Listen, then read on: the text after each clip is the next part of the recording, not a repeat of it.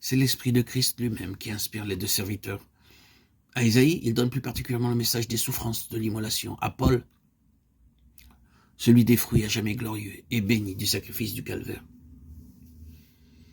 Aussi ne sommes-nous pas surpris d'entendre l'apôtre déclarer expressément que l'évangile qu'il annonce ne vient point de l'homme, et qu'il ne l'a reçu ni appris d'aucun homme, même pas de ceux qui avaient été témoins des souffrances du Christ, mais qu'il le tenait d'une révélation du Seigneur.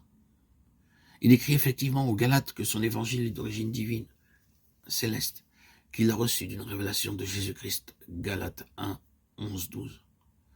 Ainsi, le Christ ressuscité retourné auprès du Père expliqua lui-même, enseigna lui-même à l'apôtre Paul tout ce que comportait son sacrifice, ses causes et ses résultats. Si cette pensée reste en nos cœurs pendant que nous étudions la prédication de la croix dans les épîtres de Paul, celle-ci se révélera aussi à nous comme étant bien la puissance de Dieu. D'ailleurs, nous avons une autre preuve de l'origine divine de l'évangile prêché par Paul. Ensuite, d'une révélation, Galates 2.2, il partit à Jérusalem pour y voir les apôtres, ceux qu'on regardait comme des colonnes, et leur exposer l'évangile qu'il prêchait parmi les gentils.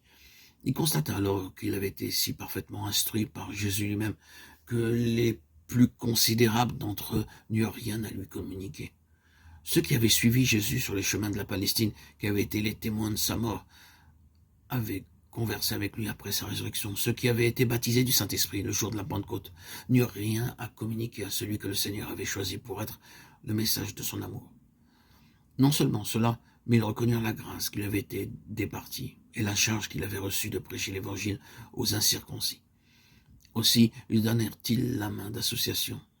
Démonstration irréfutable, et pour tous les siècles, l'Évangile de Paul fut en harmonie parfaite avec le leur. Celui-là même que les apôtres avaient reçu du Christ, lorsqu'après sa résurrection, le Seigneur les avait entretenus, durant 40 jours, des choses du royaume de Dieu. Puisque c'est le Christ lui-même qui donna à l'apôtre son message, la prédication de la croix, nous ne serions nous étonner que celui-ci domine sa vie et qu'elle soit le thème constant de ses épîtres. Elle est gravée en lettres de feu dans son cœur. Aussi, bien que très probablement il n'eût pas assisté au crucifixion, si Paul avait assisté à la tragédie du calvaire, il eût sûrement fait allusion en l'un ou l'autre de ses écrits.